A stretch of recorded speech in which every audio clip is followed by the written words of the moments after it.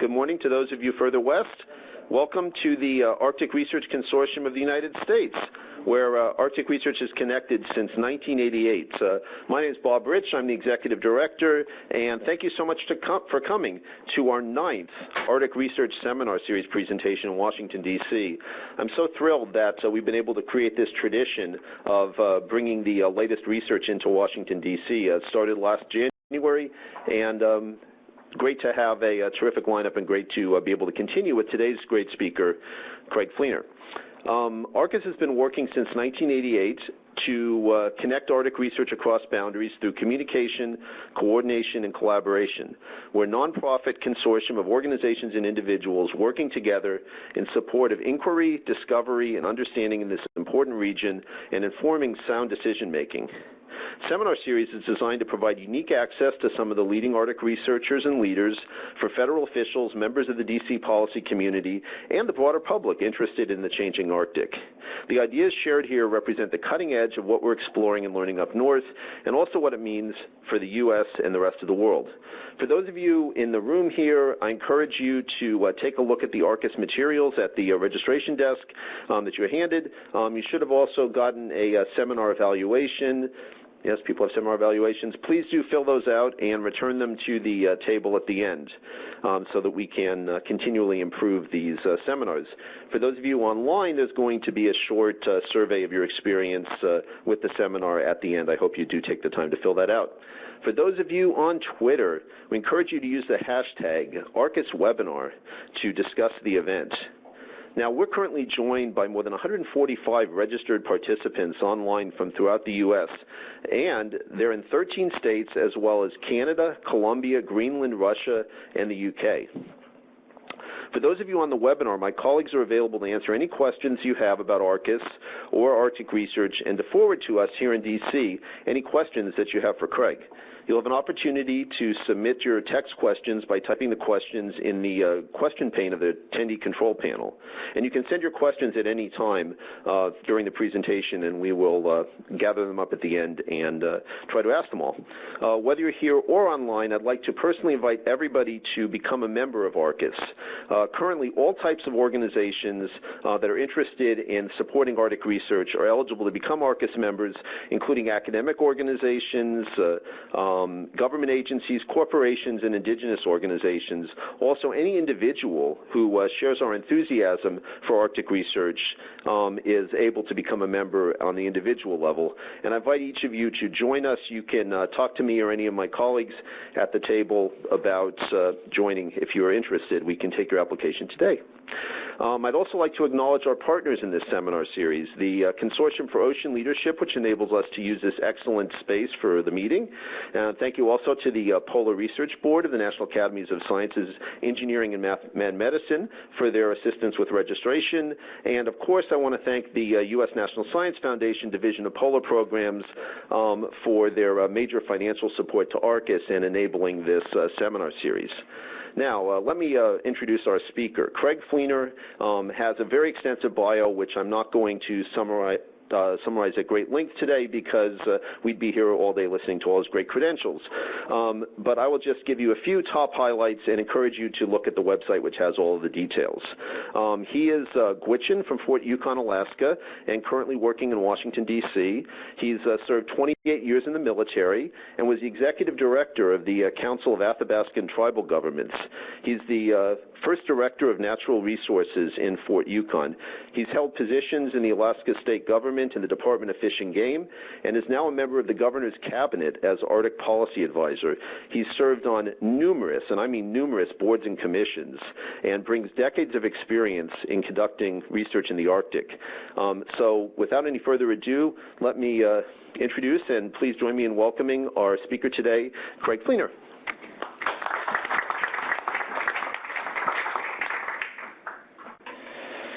Well, thank you very much for the introduction, and it's great to see some friends around the room who I've had the opportunity to learn a tremendous amount about my own home, the Arctic.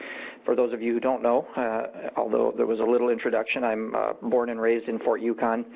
I moved to Anchorage in about 2008 to go to work for the Alaska Department of Fish and Game, and just recently moved to Washington, D.C. I moved to Maryland, but work in Washington, D.C.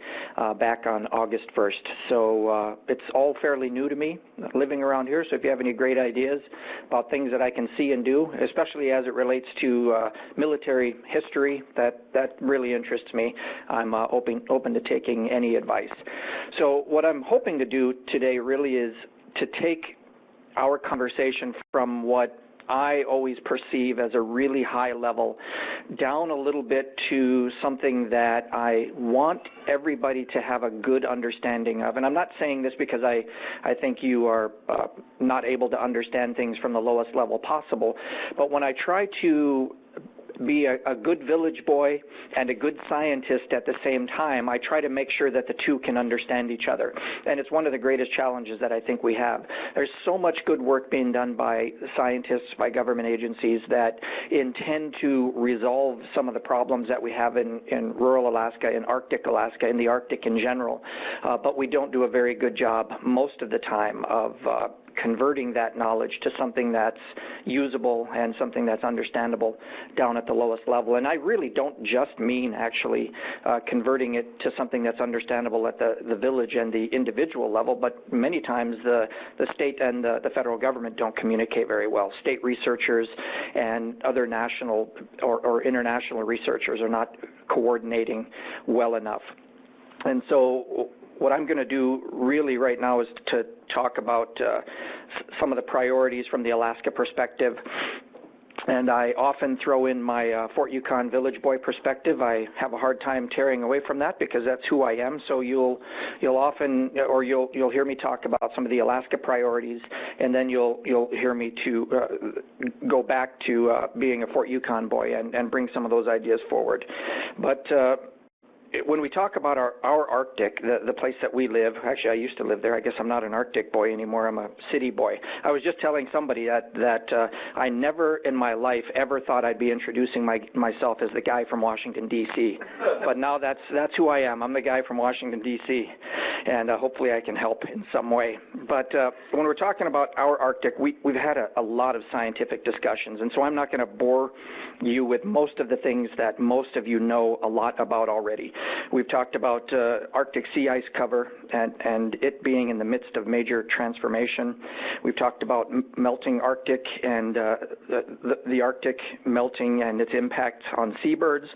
We've talked about human environmental interactions in the Arctic. We've talked about the degradation of near-surface permafrost, increasing temperatures across the Arctic, the threat of ocean acidification, changes in biodiversity, and the lack of scientific infrastructure that we need to get our work done. And I've had conversations with probably a dozen of you around the room that fit in perfectly with these categories. Wrapping all of that together is something that we always seem to complain about, but we don't make much progress, and it's the lack of funds, the lack of coordination, the lack of equipment, and the lack of satellite time to study what we need to study adequately. The federal actions over the last handful of years include a national strategy for the Arctic coming from the White House. It focuses on security interests, Arctic stewardship, and international cooperation. We also have the U.S. Arctic Executive Steering Committee, and its job is to provide agency guidance, a coordinated response, and outreach. We even hired an Arctic ambassador to help spread the word about what's going on in the Arctic, to put a face on it, to take the information or the message around the world that the Arctic is important, and really not just to educate the world, but to educate ourselves. Because you are probably just as aware that you can go to your neighbor and talk to them about the Arctic and they have no earthly idea what you're talking about. You can go 2 doors down and they've never even heard of the Arctic. And so it's something that we all need to continue to carry forward, the message of the Arctic and how we relay that information in a way that isn't seen as aggressive or I'm right, you're wrong, you know, the world is coming to an end. We have to do it in a way that brings in as many listeners as possible. Because if we're one-sided on our issue, just like the previous political campaigns, if we're one-sided on our issue, we push off half the population. So as scientists, as messengers, we need to make sure that we're talking in a way that can bring in the most listeners to be involved and help us to gain better understanding and to help us to share our message that things are really happening in the Arctic, and a lot of the things that are happening are not necessarily good. We, of course, had presidential attention. I mean, the amount of attention we got from President Obama highlighting the issues of the Arctic, they're unprecedented, and they were very helpful at the federal level. We had the Glacier Conference. There has been the setting aside of lands and waters, and the fact that the president spent some time in the Arctic, and I think it was 3 days in the state of Alaska, learning about what's going on, learning about our priorities, and then carrying forward his own message. From the Alaska policy perspective, most of you, I hope, have heard of the Alaska Arctic Policy, something that we passed into law just about 2 years ago, and it has 4 lines of effort, areas that are really important to us in Alaska, things that we want to see worked on. And they include promoting economic and resource development, addressing the response capacity gap, supporting healthy communities, and strengthening science and research. In those lines of effort, there are a number of sub-areas that tell us what specific steps we're going to take. And so I'm just going to list off a number of these priorities under the main topic areas. So under promoting economic and resource development, an important category for Alaskans is developing an Arctic port system. Many of you have heard me talk about this. Our lack of infrastructure across the state is actually crippling. And I'll go through these, I guess, before I get into my dialogue, but developing a port system, resource production, promoting entrepreneurship, supporting and advocating for multiple use of Arctic public and ANILCA lands, microgrid deployment, supporting continued exploration, and encouraging capital investment. The reason these are so important is, and I'll say this at the very end of the presentation, Alaska isn't like the rest of the country. Most of you are aware of that.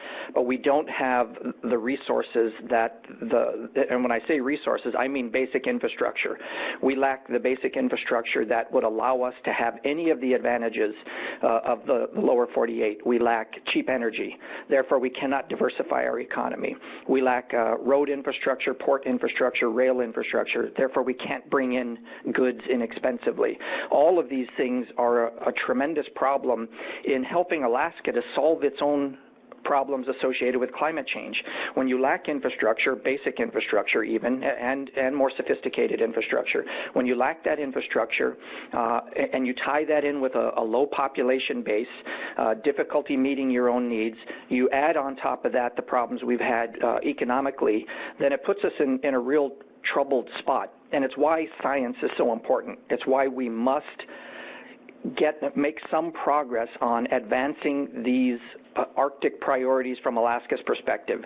Now, there are Arctic priorities from a lot of other perspectives. There's the national strategy, as I mentioned. The Navy has a great strategy. The Coast Guard has a great strategy. Lots and lots of folks are developing Arctic strategies, but we're not really putting enough money into making any of them work. If you take a look at whether or not we've been successful, since we implemented the first Arctic strategy, I think it was like 1971, when the president put that in place, you would have thought that money would have followed, but very little money followed. And each of you that are working in agencies that are digging underneath rocks and looking behind the cabinet for spare change laying around, so that you can do a little bit of research, you know that there's a struggle there. And so this is an area that we need to focus on. This is an area that we need to unite our efforts on and make sure that we can encourage the incoming administration to see the importance of the scientific research that we're doing. And of course, Alaska has a very strong interest in pushing the agenda items that we have. I understand that there will be national strategies and they will change over time, but we have our strategies, they're in place, and we need help to implement them. And I've just listed the ones that will help us to promote economic and resource development. And remember, I know this is a controversial area in Alaska because you have, on one hand, folks that look at Alaska as, they just want to get more oily and they only want to develop oil.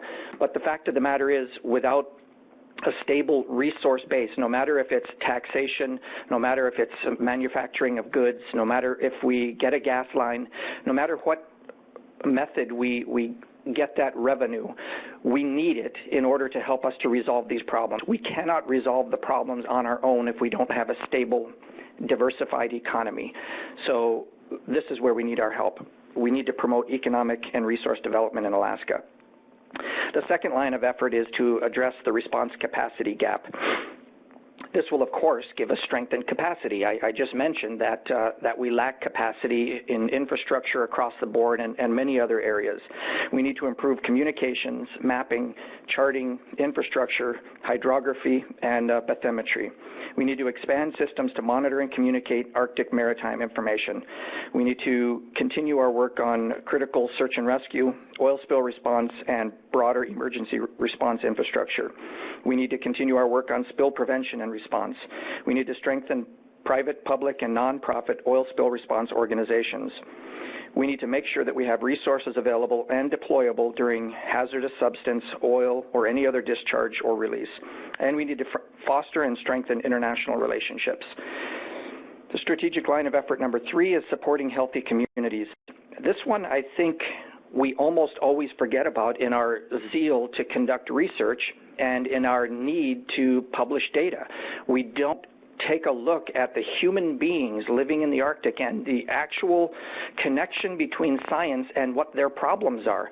And this is what I was talking about in my introduction. I said we have to find a way to tie in research with people who are actually living out there. What is going on in this village and what's causing the problems in this village? I don't know if you're aware that Newtok is again in the news, one of the communities that suffers the loss of 50, 60, 70 feet of erosion on their riverbank every year, and the fact that that community fears that it may not be in existence in a handful of years, that's a problem. And it's been a problem for 30 years. We can't be that ignorant that we can look at a problem like this and can't come together to find the right solution. We do it piecemeal, we do it little by little, we don't put enough resources, we don't collaborate our brain power enough to solve that little problem. A small community that's falling into the river. You would think that we could solve that problem. We stopped the mighty ocean in Louisiana to protect towns down there. Why can we not help one small community that doesn't have 1,000 people in it, it doesn't have 800 people in it, it doesn't have 600 people in it? I forget how many, that's why I'm coming up with all those numbers. I think it's 200 and something, maybe it's 400, I forget the number. But there are not many people, meaning there's not that much infrastructure, meaning we should be able to resolve that problem. But we've been debating this for 30 years now. We can't come up with a solution. I have no idea why. So we need to coordinate. We need to focus on making sure that we have healthy communities. We need to make sure that we can deliver reliable and affordable in-home water and sewer. This is another way Alaska is not like the rest of the country. A huge number of our communities still don't have reliable water and sewer. I grew up without running water. Well, that's what I say, but Grandma used to call me the running water because I would run down to the riverbank and run back with 5 gallons. But we don't have reliable water sources in many of our communities. We need to find a way to reduce power and heating costs. This is one of the most crippling, I actually think it's probably the greatest problem in Alaska, is that we have a high cost of energy. We can't diversify our economy if we continue to have extremely high costs of energy. We can't keep businesses. We can't keep people warm in their homes. Costs are outrageous. The EPA is raining down regulations on communities because they're burning firewood because they can't afford to burn oil or to burn something else. Now you can't burn coal. So the people that are living in extremely cold parts of the state that need to heat their homes are in trouble. We need long-term strategic planning for the entire state of Alaska. This is something we haven't been good at. I mean the state of Alaska itself. I think the federal government and many others are probably part of the problem, but we haven't done a very good job of long-term strategic planning. We need to identify what we want Alaska to look like 50 and 100 years from now and start working on, develop the strategy and start working on milestones to bring that to reality. We haven't done a very good job of that. We need to develop our infrastructure. I've already said it. I'm going to keep saying it. I'm the infrastructure guy. We don't have roads. We don't have rail. We don't have ports. We cannot meet our basic needs without basic infrastructure. We need to be able to anticipate, evaluate, and respond to risks from climate change. We need more outreach efforts that enhance the understanding of Arctic conservation. We need to promote public participation. We need to make sure that Alaska is food secure. This is another issue that I don't think we do anything about. We focus so much at the 10,000-foot level, especially the folks in this room who work in high-level agencies that do high-level research. This is not an affront against you, your good work, or your organizations, but people in the communities in the Arctic struggle with basic food security. And honestly, it's not just the villages across the Arctic. We have a food security problem in the state of Alaska entirely. The food security problem in rural Alaska is more associated with whether or not they can feed themselves from wild resources that they harvest. The food security problem in the rest of the state, where they actually have access to good grocery stores, is if our port shuts down, we run out of stuff in 3 days. That is a very serious food security problem.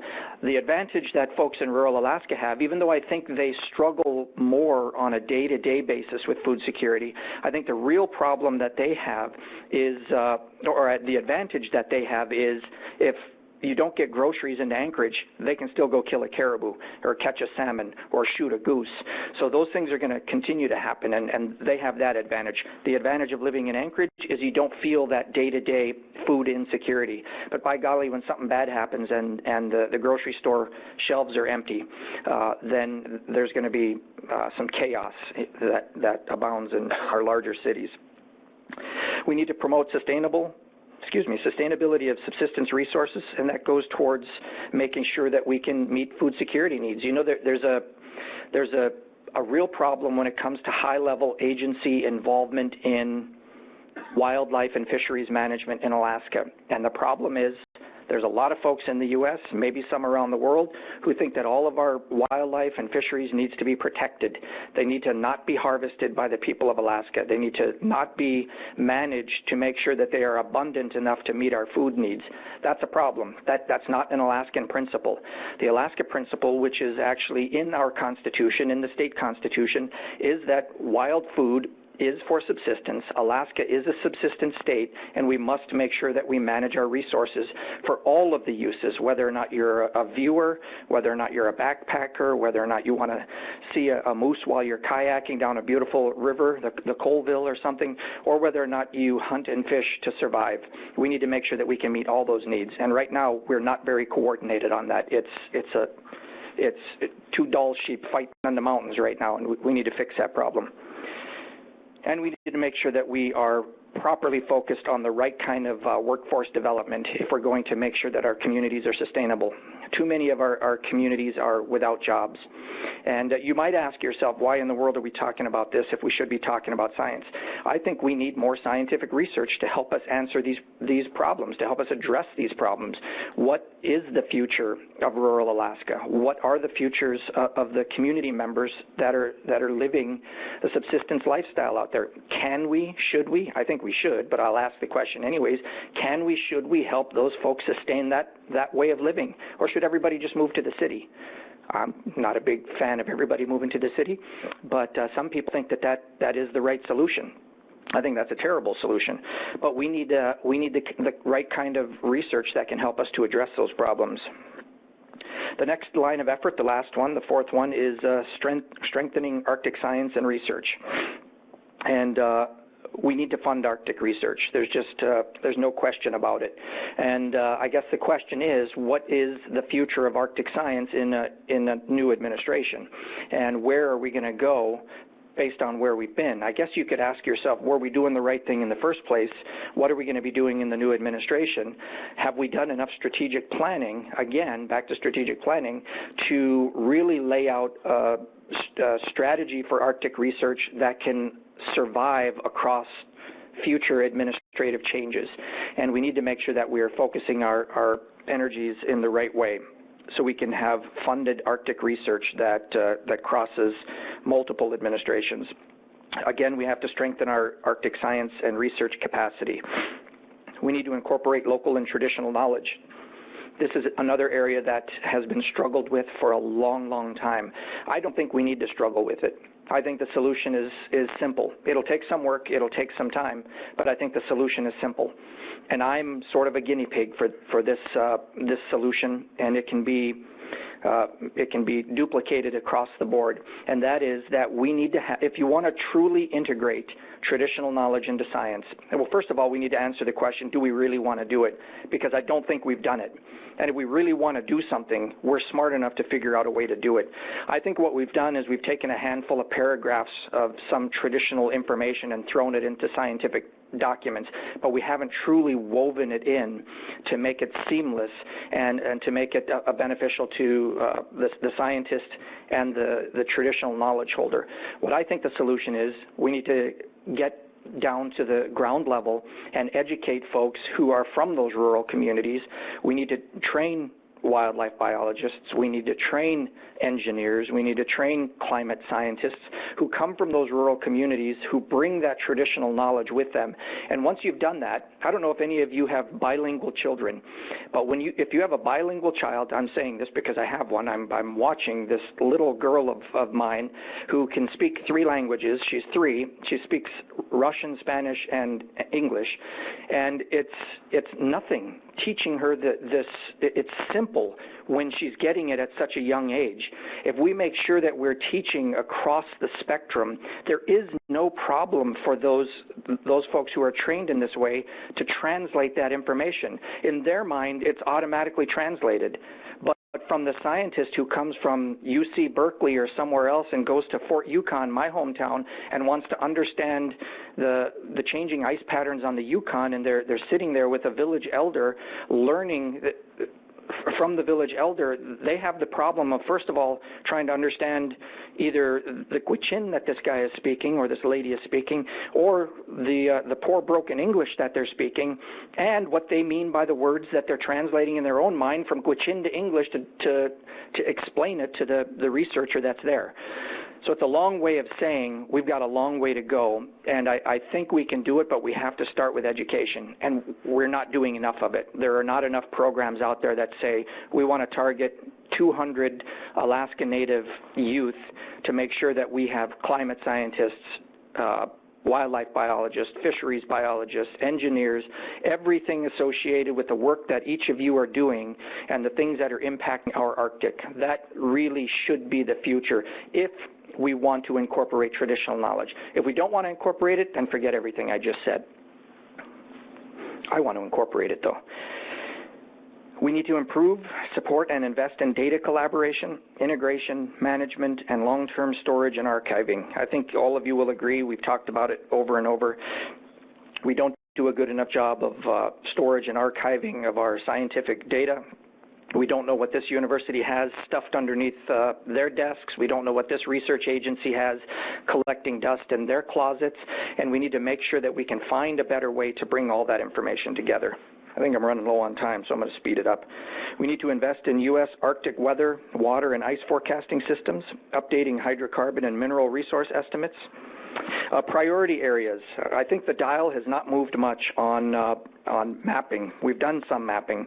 We've improved search and rescue partnerships. We've improved cross-agency communications. We've done well at disaster-related tabletop exercises. We've improved awareness, and we're beginning to understand that change is occurring. Areas that still need attention that I'd like to see a little bit more focus on is health, infrastructure, wildlife fisheries and natural resources, and in rural communities. High priority areas include health. We need to expand circumpolar surveillance and research on infectious and non-communicable diseases, trauma, and injuries. We need to enhance interagency collaboration to monitor the impacts of climate change and environmental contaminants on human health. We need to continue to engage Indigenous communities, or as I would say, actually engage them, and tribal groups in research activities and projects in the Arctic. And as far as Arctic community sustainability, we need to work to reduce substance abuse, addressing suicide and mental health issues, looking at environmental contaminants in subsistence foods, and the societal impacts of watching your community wash into the ocean and never knowing whether or not you actually are going to have a home to live in after the next storm surge. Wildlife, fisheries, and natural resource priority areas. We need to understand the role of harvest-sufficient wildlife as they support food security, improve our knowledge of native fish species throughout the Arctic, improve knowledge of population abundance and dynamics, identify and understand biological and environmental mechanisms and relationships between large-scale landscape characteristics, watershed-scale habitat characteristics, weather and human harvests on the productivity and sustainability of wildlife and fisheries populations. We need to better understand the impacts of ocean acidification on all of our marine species, understand landscape vegetation changes, provide reliable science to inform ESA decisions, and we need to look at the economic viability. Infrastructure priority area, improve building techniques to withstand changing Arctic conditions. We need to do long-term planning, as I mentioned. We need to build some infrastructure. This is as simple as I can put it. We need ports, we need rail, we need road, we need industrial areas, we need communications, we need medical facilities, we need low-cost electrical generation. And the last priority area is rural Alaska. We lack basic stable infrastructure. We're not connected virtually or directly. We have limited revenue potential. We have limited communications capabilities. We do not have food security. We fear loss of language. We face high crime rates. We seek a traditional life way with the desire for a cash economy. We feel the effects every day of climate disasters, and we must be included in finding solutions to disasters that threaten us. What we need from our federal partners, better data sharing and decision partnership. Decision-making pushed down to the lowest level. Alaska must be a partner. Our tribes and our rural communities must be partners. We need federal dollars to support national priorities, and we've got 40 years of national priorities that have gone unfunded or underfunded. We have national priorities for national defense, for infrastructure, for research and disaster preparedness, and we're just not funding those areas. Closing thoughts. Alaska, our Arctic, is unlike any other state, of course. We do not have federally funded mega electrical generation projects that provide cheap energy and allow us to diversify our economy or allow us to pay for the scientific advancements that we need. We do not have a diversified economy. We do not have a population base that can sustain other typical revenue streams. We do not have basic infrastructure. We do not have reliable internet. We do not have a road network. We do not have food security. Yet our state, our communities, our people feel the impacts of climate change every single day. Our hope for the future? The new administration brings new opportunities. There is a strong interest in infrastructure development. I think the scientific community needs to take advantage of that and focus some of our research efforts in a way that can help us address those problems. There's a strong interest in national defense. Once again, I think this is an area that our research community should come together to answer those questions. We haven't heard much on the science front. I've actually seen a lot of articles to the contrary that maybe this president is the most anti-science president possible. I'm not going to bring that judgment. That's just what I read. But I think we must be ready to present the Arctic in terms of impacts on people and what we can do to address those impacts. There is a strong interest in partnership with Russia, and there is a great potential for Alaska there to be involved in that partnership. And I think the scientific discoveries that will go forward as we look into that partnership, I think the sky's the limit. And that concludes my remarks. Thank you very much.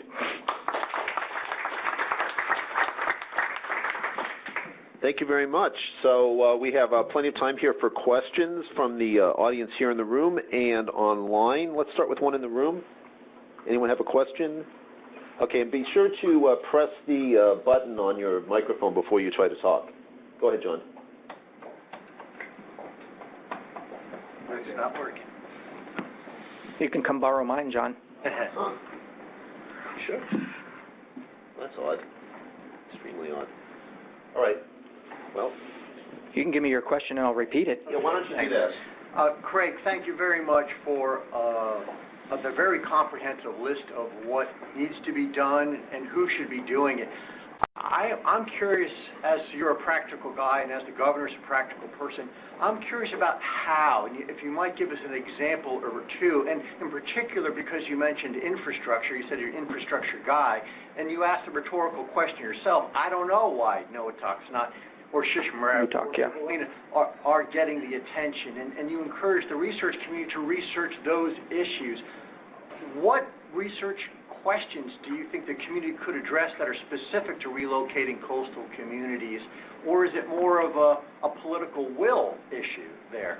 I do think it's primarily a political will. I mean, if there is an agency, if there is an administration that decides something is a priority, it gets funded.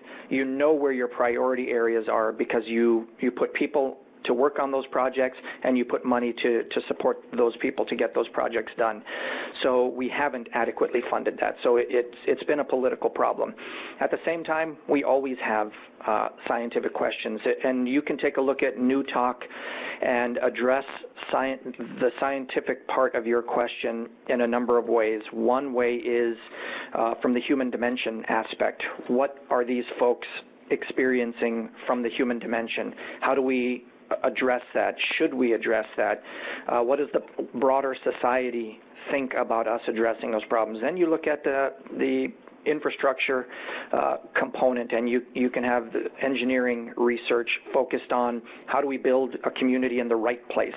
What is the right place? If a community was established on a piece of land because it was the best place to hunt 400 years ago, maybe it's not. Well, not maybe it's not. It may not be the best place now, because what we've done is we've limited our ability to adapt, and we've severely limited our ability to adapt both across the spectrums of time and space. So when you move into a community or you live in a community and you're surrounded by property that's owned by other people, whether it's federal, state, or somebody else's private property, you no longer have the freedom to move across the landscape. And when you're talking about some of the reasons folks established those communities are because they were great places to hunt and fish and gather, or they were meeting places. Well, once you have limited yourself, as we've done with state and federal regulations on hunting and fishing, and you don't have the ability to move across time, if moose season is between August 1st and August 10th, but the moose no longer come between August 1st and August 10th, you have limited your ability to adapt. So we need to focus some of our scientific effort on how we ensure that people can adapt so that they can meet their own subsistence needs. The best way, I think, to help find solutions is we conduct the scientific research, we give that information to folks, and then they solve the problems on their own. The worst case scenario is that we rely on government to solve our problems. I think the higher level benefit there is scientific research that helps people at the lowest level solve their problems. Cool. So I have a question online from Erica Dingman. She says, given everything that still needs to be done, how well is the federal government doing at including Alaska's goals during the Arctic Council chairmanship?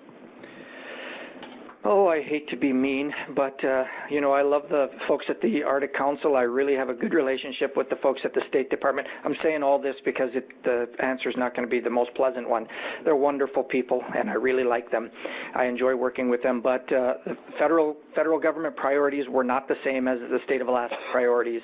And I'll just bring up one issue, and that was food security. Across the spectrum, across the Arctic, except maybe in Scandinavia, food security is a real serious problem. And Alaskans wanted food security to be one of the U.S. priorities during the Arctic Council chairmanship, and we really didn't focus on that. We have a little bit about community sustainability, I think, in our Arctic Council priorities, but the communities don't feel as if any tangible work was done to ensure their sustainability. We didn't do anything on language preservation, on cultural preservation, on making sure folks have enough to eat. We didn't do anything to make sure we could drive down the cost of energy.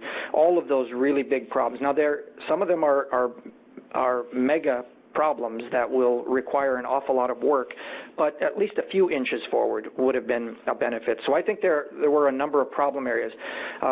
Federal priorities were, I think, derived from international needs, and there are a lot of international issues and international needs that don't have a direct impact on Alaska, or they may have an impact on Alaska, but it's not what we're thinking about every day. What we're thinking about every day is low-cost energy. What we're thinking about every day is how am I going to feed my family? What we're thinking about every day is my village going to wash into the ocean during the next storm?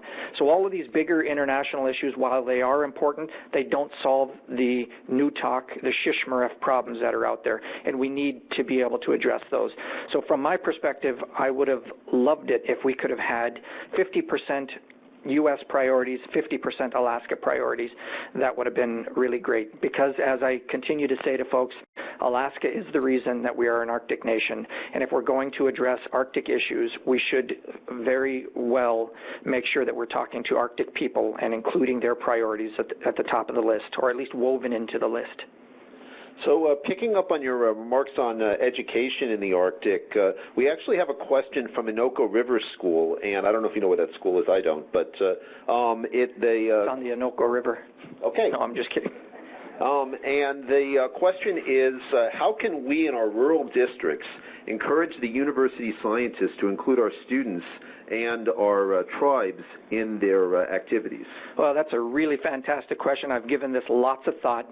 When I went to the University of Alaska to get my bachelor's degree, I started in the early 90s, but I was living in Fort Yukon, so I had a problem in that I really didn't want to leave Fort Yukon. Matter of fact, I didn't even want to go to college. My elders sort of forced me into it, and they twisted my arm and kicked me down the road and said, you must go to college. So I did.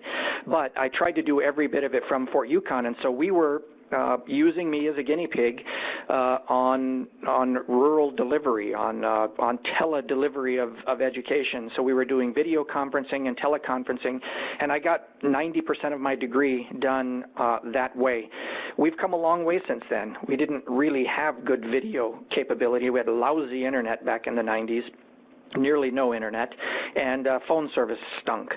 So I think we've come a long way in that we have a lot better video capability. I think we can do a terrific job of having instructors in every one of our rural classrooms talking about whatever. One of the things we lack in rural Alaska is foreign language, and I think the idea of studying a foreign language is a fantastic idea. I think every one of us should know 2 or 3 languages, and we can't afford, of course, to have a French teacher or a whatever teacher in every school. But by golly, we can have one in Anchorage or Fairbanks or Memphis, it doesn't really matter, or France. And that person can connect to every single school in the state of Alaska with the push of one button, just like we're doing here. How many folks do we have? Right now we got about 76 people online. We have 76 people from all across the country and even outside of the country, and they're looking at me right now. Hello. We can do the exact same thing. We can use the exact same technology, and they can do the exact same thing that you're doing right now, interacting with a person on a computer to say, oh, Johnny and wherever has a question. We're just not doing it, and I think that is a fantastic way to use technology to resolve one of the problems that we have in Alaska, which is ultra-remoteness. Terrific. Any more questions in the room here? Yeah, in the back, please. This works. Did work. And David Viet from... Push the button. There it goes.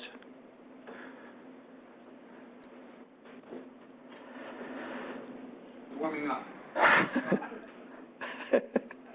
Following on Erica's question that she asked a while ago, and also the reason you're here in Washington, Craig, is this problem that you face that Alaska faces. Is Alaska a state, or is Alaska America's Arctic? How do you decide which is which and which priorities fall where? Because in many cases you're just trying to stay and get in line. Become an Arctic issue, a federal issue. The other thing, especially the infrastructure, which you must have mentioned about 10 times when we get it. Yeah. Could you just address that a little bit? Sure. So the question is about whether or not on the national level or maybe even the international level, Alaska is just another state or it's the Arctic, and how we address that, how the country addresses it. Where does Alaska fit in the pecking order of getting things that are important to us? And it sort of relates to my moving to Washington, D.C. to do the job that I'm doing. Is that fair? So I think that I have been reminded countless times in my efforts to weasel my way into federal decision making that those decisions are done by the federal family, and that the state is a state, and it doesn't necessarily fit in there very well. I have to say, though, that there are an awful lot of folks in the federal agencies that have been very gracious to work with me and to be as inclusive as they possibly can. But for some mysterious reason, it's really difficult for federal agencies to see state governments as an equal player and to include them in some of the roundtable discussions like this, where they would be surrounded by their federal partners. So I think that the country continues to see Alaska as another state, as we are, that most of Alaska's Arctic issues, even though I dispute this a little bit, and if we have another hour, I'll tell you why I dispute it, that most of our issues are domestic issues and therefore cannot be addressed through the State Department, for example. And when we talk about some of our Arctic priorities at the State Department level or the Arctic Council level, well, that's a domestic issue. You need to go deal with Department of Interior or something like that. So that's a problem. So how it relates to my moving to D.C. is the continued need to educate folks, of course, the incoming administration, and how we make sure that we work with that administration to ensure that they know that Alaska exists and that we have priorities, and that we want Arctic priorities to be a higher priority than even they were in this administration. Okay, so I have a question online here from Catherine Colsar. The question is, what is the best way for scientists to share their research with the state of Alaska?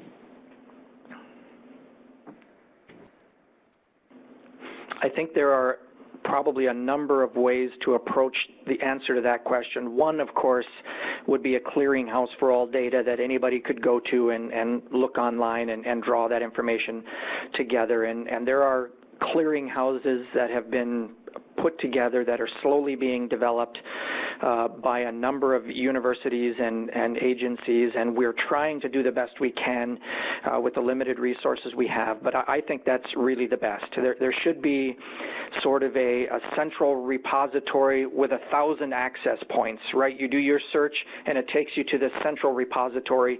That central repository basically has the metadata that tells you where that information is stored. So you go to this source and it sends, or you go to this whatever it's called, and then it sends you to the repository where the information is held. I think that's actually the best way to do it. We're not quite there yet. We are in some cases. And if you're an agency person or a university person that has been working on that, you have access to great information because you know you have it. Unfortunately, a new student working on a master's degree up in the Arctic doesn't know that data exists and can never know. You don't know what you don't know. So that's going to always be a problem. There was another part to that question, wasn't there? Did I miss something? No, I think that was it. Okay. Basically, how did... Oh, no, the other part to that was, yes, the other part to that was there's nothing better than FaceTime. And I think you find the researcher, the agency in Alaska that's working on the issues that you or your field of expertise is working on, and you say, hey, I need to make sure you have this information because you're making decisions that are going to impact X, Y, Z. You need to have all the best information. Here are these 55 studies that we have sitting in our shelves. Call us up.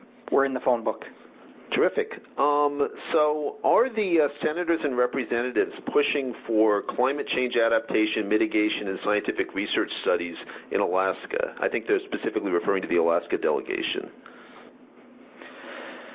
I can't answer that specifically. I do know that there are individual research areas that they've pushed. They've pushed for many years. There's funding that has come because of the Alaska delegation pushing those issues. So I think yes, but I don't know. It's probably never enough, and it's probably small beans. It's tough for Alaska to get money anyways, especially since we don't do earmarking. And once that money is put into a federal, or the concept is put into federal hands, they fund it as they see fit. Okay. Other than the people in the room here, questions? Yes. So I was just at a meeting the other day talking about public-private partnerships on alternative energy for Alaska villages.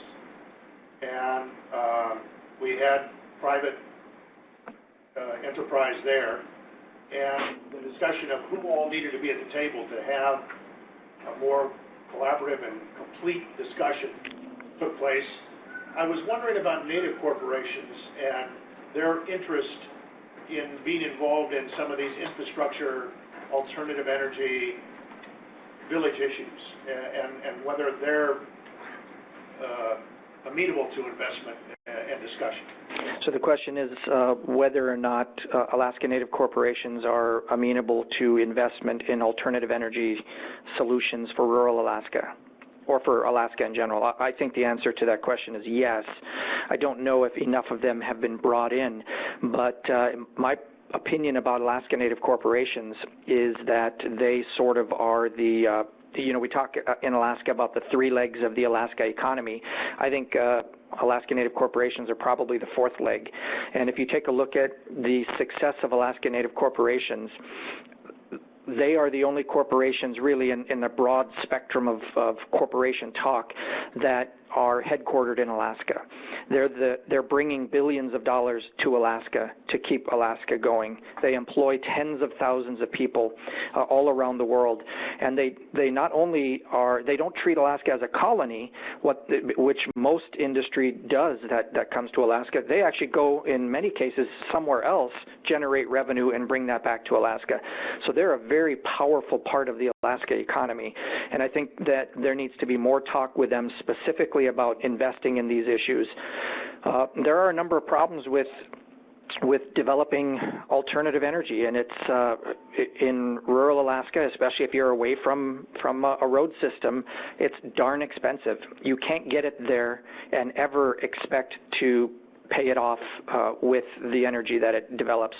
So back to the concept of research and where science comes in, we as a scientific community, the world as a scientific community, needs to come together and find a way to drive down the cost of energy. We have to find a way to make renewables less expensive. We have to find a way to make the renewables that can be built near or on site. We have to find a way to make battery storage better, or use no battery storage at all. We have to find a way to do power generation and distribution better. All of those things are problems throughout Alaska, and we can pat ourselves on the back for promoting a project that builds a windmill in a community or a solar power generator, but the fact of the matter is those communities can't sustain them, they can't afford them, they can't maintain them, they couldn't have afforded them in the first place, and even if you cut the price in half, they still couldn't have afforded it. So we have got to drive those costs down in order to make them usable in the state of Alaska. It's a great idea to bring in affordable renewable energy for the sole purpose of replacing diesel power generators, which are terrible scattered across the state, but we'll never be able to do it unless we can drive those costs down. Great. So picking up on the data management problem that you outlined, I've got a question from Melissa Zwang, who says, those of us who work in the data management community hear your pleas for more environmental information. What do you think are the most critical knowledge areas that need sharing, and what are the best ideas about how to get that information to the people who need it most? Well, I don't think I'll be able to identify a specific area, but what I think the scientific community needs to do is to come together and say, what are we actually working on right now? Because we have different organizations have their priorities, right? ARCIS has priorities. Others have their scientific research priorities, and IARPIC has its priorities.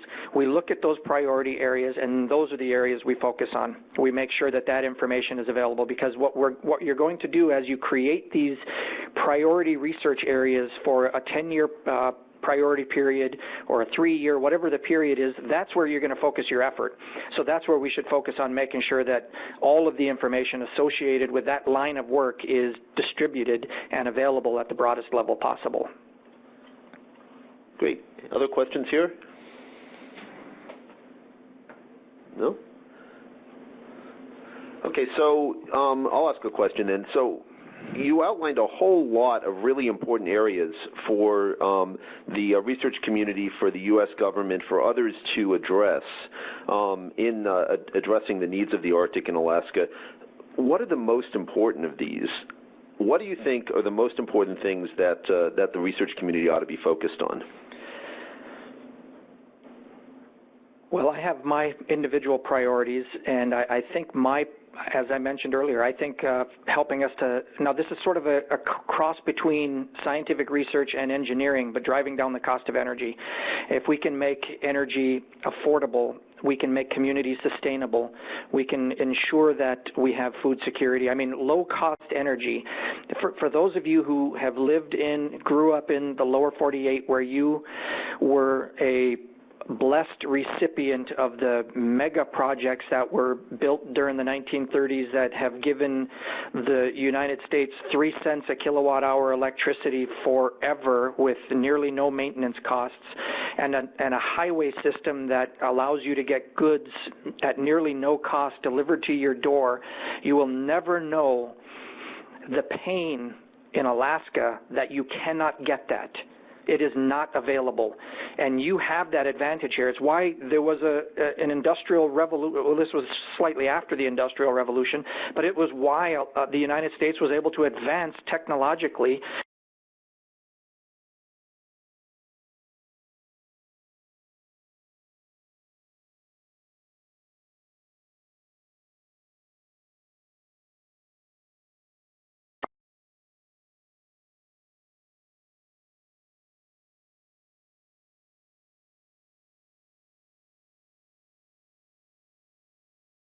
Cost of energy. And once we've reduced the cost of energy, we can then look at diversifying our economy. The next, and I could have said, oh, well, we need more climate research, we need ocean acidification. You all have talked about that at every meeting I've ever gone to for the last, I don't know how many years, so I'm not going to talk about those. They're still a priority. I'm talking about right now things that will help Alaska to come back off the edge, and that's lowering the cost of energy, helping us to diversify our economy, and that it doesn't sound like it needs scientific research, but it truly does. What are the areas that we can diversify our economy in a biologically reasonable manner, in an environmentally sensitive manner, and have a diverse economy that keeps Alaska strong so we can resolve these problems that we continue to present to you and to the federal government. The last thing that we should have to do is always stick out our hand and say, please come and help us. It would be nice if we were able to generate the kind of revenue that was necessary for us to solve our own problems. But even when oil was at $140 a barrel, there still wasn't enough money to help pay for heating a school in any rural village, because the high cost of energy forced those schools in some cases to pay $1 million in a village for their energy needs. You know, it's unsustainable, and that is the reality we live with. So be very thankful for the infrastructure that you, even though we sometimes poke the eye of some of those projects, be very thankful that you and the rest of the country have had low-cost energy and a national highway system. Well, thanks. You know, I think the one more question we have time for, and based on what you just said, I think I'm going to take the one from Danielle Verna, who is asking, how does Alaska strike a balance between accepting federal assistance and the oversight that accompanies it while maintaining state independence to maintain the cultural practices and way of life? That is a constant struggle for any states' rights state that is out there. I think if you don't want federal oversight, you don't take the money. If you are going to take the money, you have to be willing to accept that oversight. There's just no two ways around it. Okay, well, thank you very much. Why don't we thank Craig again for his presentation.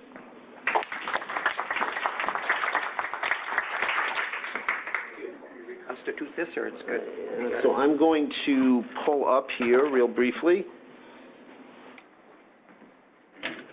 the next slide. Okay, so again, thanks so much to Craig for his presentation, and feel free to hang out afterwards, enjoy the refreshments, interact informally.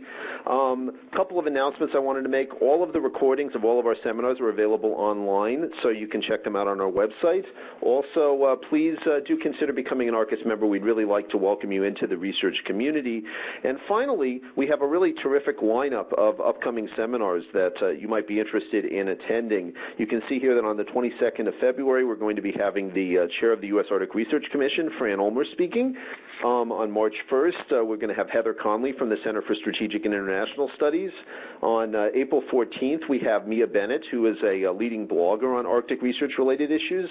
And on May 3rd, we have Bob Carell from the University of Tromsø and other places, and he is going to be talking about his years of experience in doing climate-related Arctic research. So there are many things coming up, and again, thank you so much for participating. Please complete the evaluation forms you received, and have a great rest of your afternoon. Thanks so much.